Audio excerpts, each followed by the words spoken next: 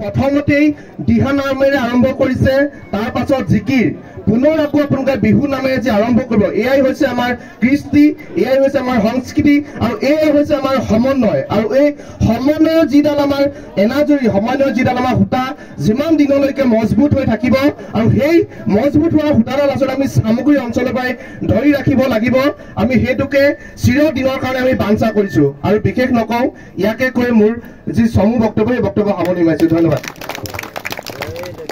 চৰ্দাৰ সমীৰণ দুৱৰাকো আমি ধন্যবাদ জনাইছো, যিহেতু স্বৰ্গদেউ চাওলং চুকাফাই গঢ় দিয়া বান্ধি থৈ যোৱা বৰ অসম সদায় বৰ অসম হৈ থাকক। ইয়াত আমি সকলোৱে আচলতে গুৰুত্ব দিব লাগিব।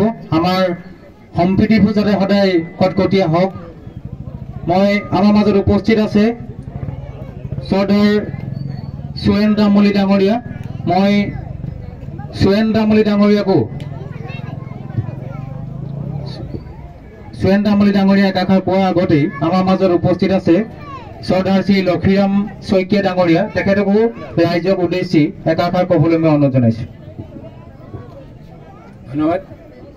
সন্মানীয় ইছলামপুৰ মছজিদৰ ৰাইজ আৰু উদ্যোক্তাসকললৈ মই ধন্যবাদ জনাইছোঁ, যাতে আমাৰ ভৱিষ্যতেও যাতে আজি আমাৰ যিটো সমন্বয়ৰ বান্ধোন বুলি ক'ব লাগিব, এই সমন্বয়ৰ বান্ধোন যাতে আগলৈও জীয়াই ৰাখিব পাৰি, তাই মানে ভগৱানৰ ওচৰত প্ৰাৰ্থনা কৰিছোঁ।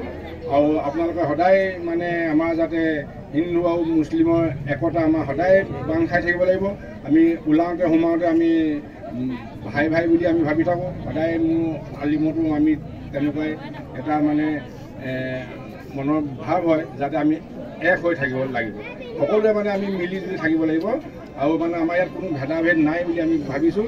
আমি মানে ইছলামপুৰ কৰ্মকৰ্তাসকলক ধন্যবাদ জনাই মোৰ দুআষাৰ সামৰণি মাৰিছোঁ।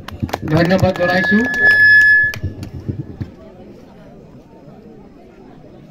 মই চৰ্দাৰ লক্ষীৰাম শইকীয়া ডাঙৰীয়াক মই ধন্যবাদ জনাইছোঁ। আমাৰ মাজত উপস্থিত আছে চামগুৰি এজন সুযোগ্য সন্তান তথা ৰাইজৰ দলৰ শিৱসাগৰ জিলা সমিতিৰ সম্পাদক চৰ্দাৰ মজিদ আলী ডাঙৰীয়া আছে। মই তেখেতকো ৰাইজক উদ্দেশ্যি শুভেচ্ছামূলক দুআষাৰ ক'বলৈ অনুৰোধ জনাইছোঁ।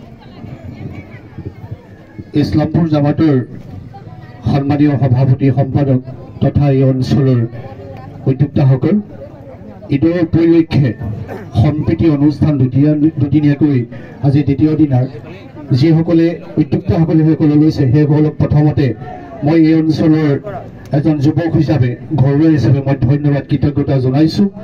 লগতে সকলোকে চালাম জনাইছোঁ।